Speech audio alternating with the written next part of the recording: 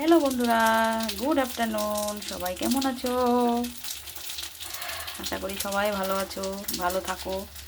তো দেখো, আমি এই জাস্ট আসলাম স্নান করে। আমার দেরি হয়ে যাচ্ছে কদিন ধরে।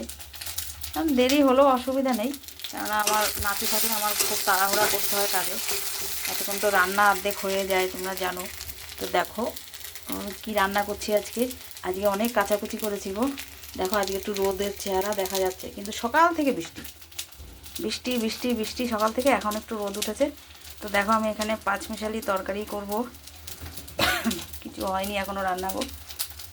আর দেখো এখানে কালকের বাটাটা একটু গরম করছি। এই দেখো মাছ রয়ে গেছে কালকের।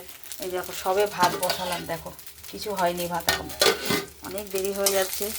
বাইরের সমস্ত কাজ সেরে তারপর তো আসতে হয়, কী করবো বলো। দেখো কত কাচাকুচি করেছি। এই দেখো রোদটা যদি একটু থাকে তাহলে আমার জামা কাপড়গুলো শুকাবে। দেখো কত কেচেছি, দেখো আরও ওদিকে আছে সব। এই দেখো আমার ভাগ্য ভালো রোদটা উঠেছে। এটা এমন একটা জিনিস বাটা, এটা খারকোল পাতা, অনেকে চিনবে। এত ভালো, মানে এই দিয়েই ভাত খাওয়া হয়ে যাবে একতলা। আর আমি এত ভালোবাসি, কি বলবো তোমাদের।